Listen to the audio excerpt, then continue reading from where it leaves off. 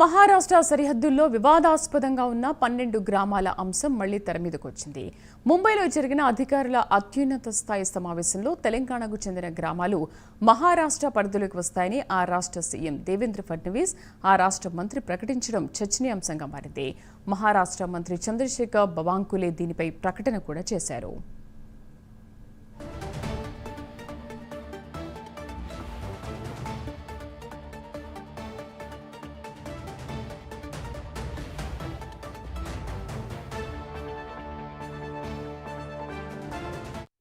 महाराष्ट्रातील चंद्रपूर जिल्ह्यातील जिवती तालुक्यातील 14 गावे हे तेलंगणा आणि महाराष्ट्र बाउंड्रीवर आहे आणि ही 14 गावं महाराष्ट्राच्या जमाबंदी आयुक्ताच्या रेकॉर्ड प्रमाणे ही सर्व गावं महाराष्ट्राची आहेत. त्यामुळं ही सर्व गावं महाराष्ट्रामध्ये या ठिकाणी त्यांचा महसुली रेकॉर्ड आणि यानंतर त्यांचा संपूर्ण जो काही व्यवहार आहे तो जरी त्या भागात आहे या भागात असला त्या राज्यात व्यवहार आहेत, त्या राज्यात काही शेती आहे, या राज्यात काही शेती आहे. त्यामुळं गावाचं जे गावठाण आहे ते महाराष्ट्रामध्येच राहील याबद्दलची कारवाई आम्ही चालू केलेली आहे आणि याबद्दलचा पुरावा रेकॉर्ड आमच्याकडे आहे आणि त्याची नोंद आता महाराष्ट्र शासनाने घेतली आहे. महाराष्ट्रातील चंद्रपूर जिल्ह्यातील जिवती तालुक्यातील 14 गावे हे तेलंगणा आणि महाराष्ट्र बाउंड्रीवर आहे आणि ही 14 गावं महाराष्ट्राच्या जमाबंदी आयुक्ताच्या रेकॉर्ड प्रमाणे ही सर्व गावं महाराष्ट्राची आहेत. त्यामुळं ही सर्व गावं महाराष्ट्रामध्ये या ठिकाणी त्यांचा महसुली रेकॉर्ड आणि यानंतर त्यांचा संपूर्ण जो काही व्यवहार आहे భాషా ప్రయుక్త రాష్ట్రాల ఏర్పాటులో భాగంగా పూర్వ ఆదిలాబాద్ జిల్లా అంటే ప్రస్తుత కుమరంభీం జిల్లా కెరమేరి మండల పరిధిలోకి వచ్చే పరందోలి, ముకద్దంగూడ, మహారాజ్గూడ, కోట, అంతాపూర్, ఇంద్రానగర్, ఏసాపూర్, నారాయణగూడ, బోలాపటార్, గౌరీలెండిగూడ, పద్మావతి గ్రామాలు ఉమ్మడి ఆంధ్రప్రదేశ్ పరిధిలోకి వస్తే భౌగోళికంగా, సాంస్కృతికంగా తమకు అనుకూలంగా ఉందనే కారణంతో 1987లో మహారాష్ట్ర ప్రభుత్వం ఇవే గ్రామాలను చంద్రపూర్ జిల్లా జివితి తాలూకాలో చేర్చుకోవడంతో వివాదం ప్రారంభమైంది.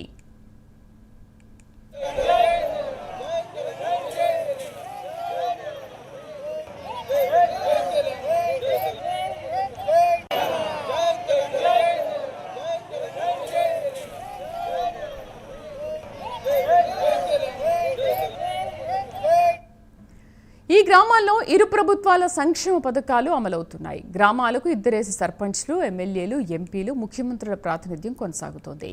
దీంతో పాటు ఈ గ్రామాల ఓటర్లు 2 రాష్ట్రాల్లో జరిగే ప్రతి ఎన్నికల్లోనూ ఓటు హక్కును వినియోగించుకుంటున్నారు. అప్పట్లోనే 2 ప్రభుత్వాలు కలిసి వేసిన కేకే నాయుడు కమిషన్ సహా ఉమ్మడి ఆంధ్రప్రదేశ్ ప్రభుత్వం సైతం ఈ 12 గ్రామాలు ఆంధ్రప్రదేశ్లోనివే అని చెప్పింది. దీనిపై మహారాష్ట్ర ప్రభుత్వం సుప్రీంకోర్టుకు వెళ్లడంతో కేసు పెండింగ్లో ఉంది. తాజాగా ఆ గ్రామాలు మహారాష్ట్ర పరిధిలోకి వస్తాయని ఆ రాష్ట్ర ముఖ్యమంత్రి అధికారులకు చెప్పడంతో ఈ అంశం మళ్లీ తెర మీదకొచ్చింది.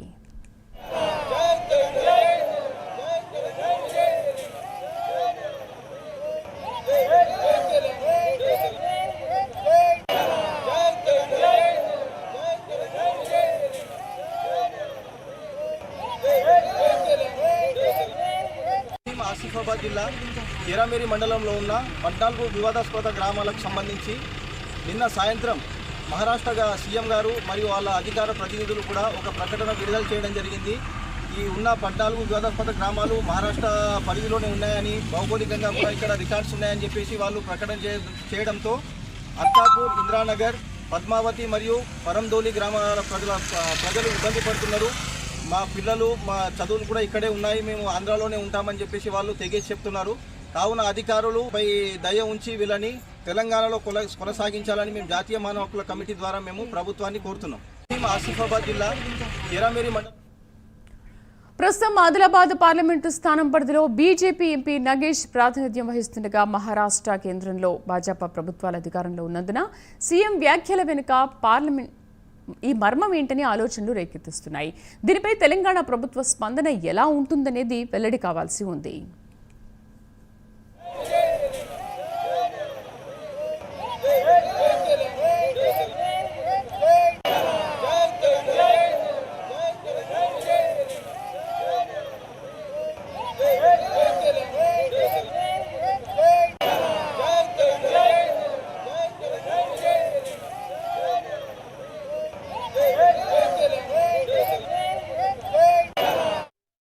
ఇక మరోవైపు ఈ గ్రామాలకు చెందిన గ్రామస్తులు గురువారం రోజు ఆసిఫాబాద్ జిల్లా కలెక్టరేట్ వద్ద నిరసన తెలిపారు. తమ గ్రామాలను తెలంగాణలోనే ఉంచాలని డిమాండ్ చేశారు.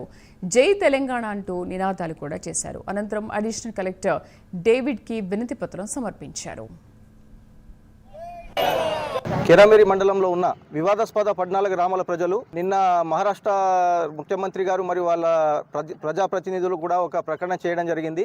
ఈ గత 60 సంవత్సరాల నుంచి ఇలా వివాదాస్పదంగా ఉంది. వీళ్ళు రెండు వైపులా కూడా ఓట్లు వేస్తున్నారు, రెండు వైపులా కూడా రేషన్ తీసుకుంటున్నారు.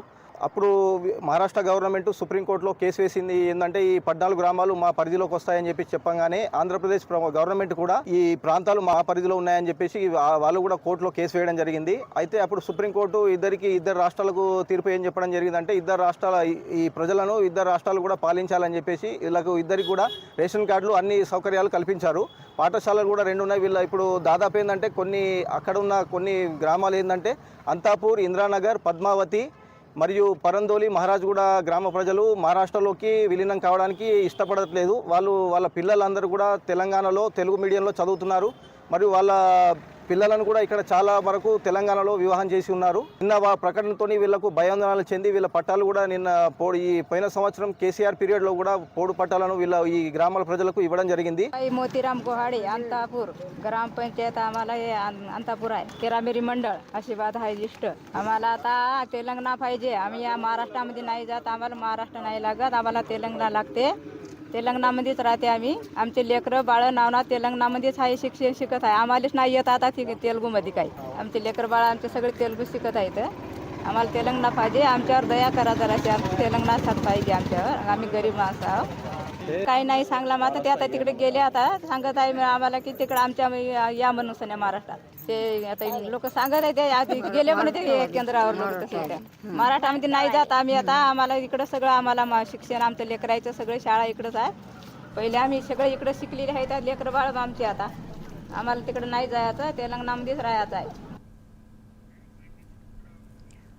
ప్రస్తుతం తెలంగాణలో కాంగ్రెస్ అధికారంలో ఉంది, మహారాష్ట్రలో బీజేపీ సర్కార్ ఉంది. ఒకవేళ కేంద్రం కనుక చొరవ తీసుకుని మహారాష్ట్రలో విలీనం చేస్తే తెలంగాణ సర్కారు తీవ్ర నిరసన వ్యక్తం చేసే అవకాశం ఉంది.